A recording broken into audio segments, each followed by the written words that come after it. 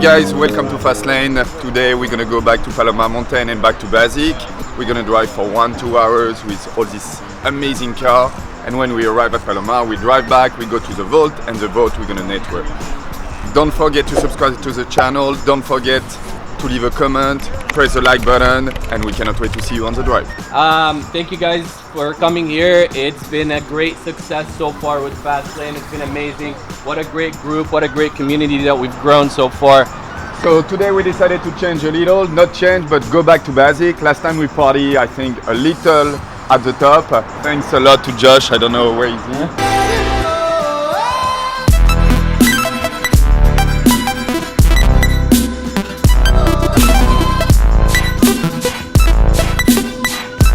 But it's been really great. So today we said let's go back to basic, a good drive.